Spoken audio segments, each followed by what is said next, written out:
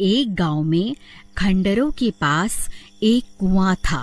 एक व्यक्ति उस कुएं के पास से गुजर रहा होता है। तभी उसे कुएं से बहुत तेज चमकती हुई रोशनी दिखाई देती है। फिर वह उस कुएं में झांक कर देखता है तो उसे कुछ चमकती हुई चीज दिखाई देती है। अरे ये क्या चीज है? ये तो बिल्कुल सोने की तरह लग रही है। फिर वह सूखे हुए पेड़ की मदद से कुएं में उतर जाता है। अरे वाह वाह, ये तो सोने का सिक्का है। लगता है मेरे हाथ कोई खजाना लग गया है। फिर वह सूखी हुई डंडी की मदद से वहां खुदाई करने लगता है। अरे वाह, मेरा शक तो सही निकला। मैं तो सच में माला माल हो गया। फिर वह और सिक्कों के लालच में और गहरा गड्ढा खोद देता है। तभी उस गड्ढे में से एक हीरे की अंगूठी मिलती है। वह उस हीरे की अंगूठी को खींचने की कोशिश करता है तो अंगूठी के साथ साथ पूरा का पूरा हाथ ही बाहर निकल आता है। यह देखकर वह बहुत घबरा जाता है और उस हाथ से अंगूठी निकालकर जल्दी से पेड़ की मदद से कुएं से बाहर निकल जाता है और वहां से भाग जाता है।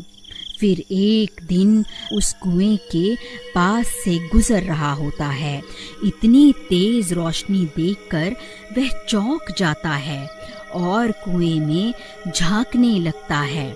तभी वह खूनी हाथ उसे कुएं के अंदर खींच लेता है।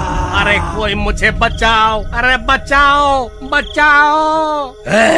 मेरी अंगूठी मुझे वापस लौटा दे, वरना तेरे टुकड़े टुकड़े करके खा जाऊंगा।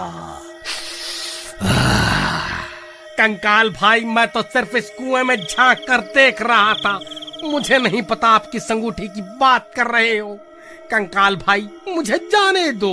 झूठ मत बोल, तूने ही मेरी अंगूठी चुराई है। उसे मुझे अभी के अभी वापस कर दे।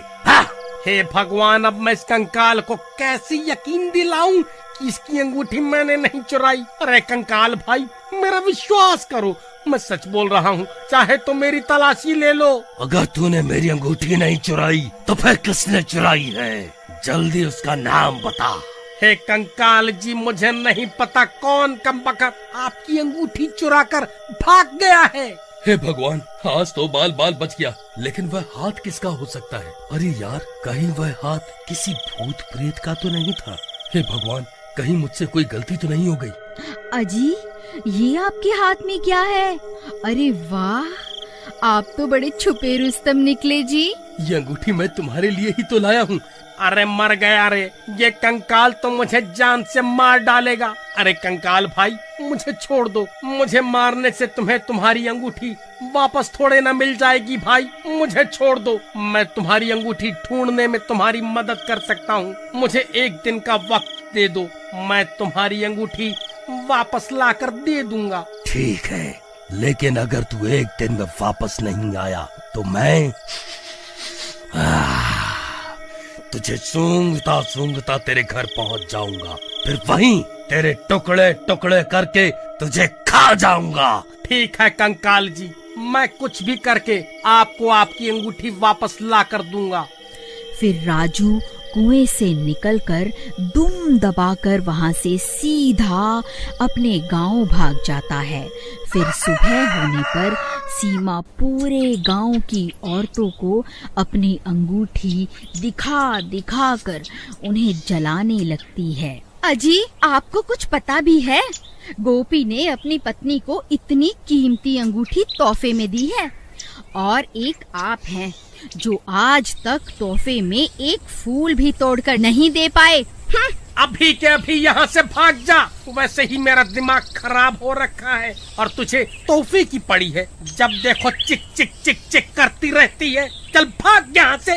ये कैसे हो सकता है? वह भूखा गोपी तो लोगों से उधार मांगता फिरता है, भला उसके पास इतनी कीमती अंगूठी खरीदने के पैसे कहाँ से आए? जरूर दाल में कुछ काला है। फिर वह भागता भागता गोपी के घर पहुंच जाता है। अरे गोपी कहाँ है? जल्दी बाहर निकल। अरे चोर कहाँ छुप कर बैठा है? जल्दी बाहर निकल। अरे अरे, ये चोर चोर क्या लगा रखा है? सही तो कह रहा हूँ।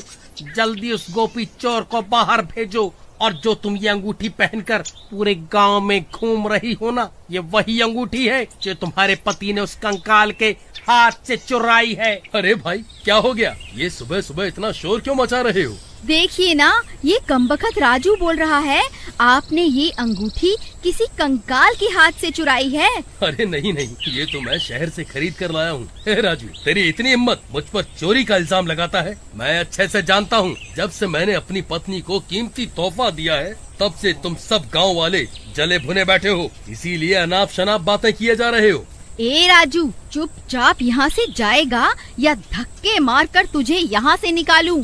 फिर राजू परेशान होकर वापस अपने घर आ जाता है। तभी उसकी पत्नी वहाँ आ जाती है और उसे परेशान देखकर उससे परेशानी का कारण पूछती है। फिर राजू उसे पूरी बात बताता है। अरे दैया रे दैया, हम ये किस मुसीबत में फंस गए।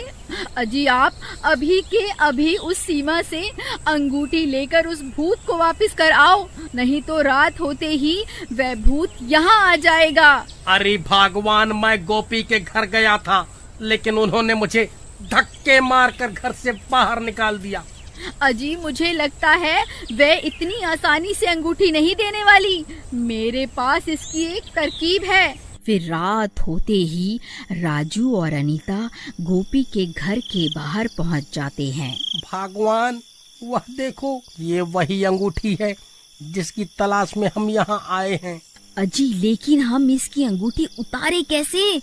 अगर हमने कोशिश भी की तो ये उठ जाएगी। तुम सही कहती हो, हम इसकी अंगूठी निकाल नहीं सकते। मेरे पास एक तरकीब है, क्यों ना हम इसे ही उठाकर उस कुएं के पास रख आएं, जहां वह भूत रहता है।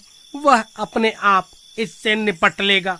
फिर वह दोनों धीरे से उसकी चारपाई को उठा लेते हैं और धीरे धीरे जंगल की ओर चल देते हैं। कुछ ही देर में वह उस खंडहर के पास पहुंच जाते हैं। फिर वहां पहुंचकर वह उस चारपाई को कुएं के पास रख देते हैं। अरे कंकाल जी, आप कहाँ हो? देखो, मैं आपके लिए तोहफा लाया हूँ। आप खुद ही बाहर आकर अपनी अमानत वापस ले लो। चलो प्रीतम, हमारा काम तो हो गया, अब यहाँ से जल्दी से निकल लेते हैं।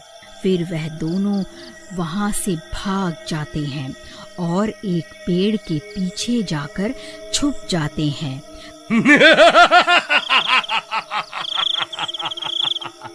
अरे वाह, मैंने तो सिर्फ अपनी अंगूठी मांगी थी, वह गांव वाला तो मेरे लिए एक और तोहफा ले आया।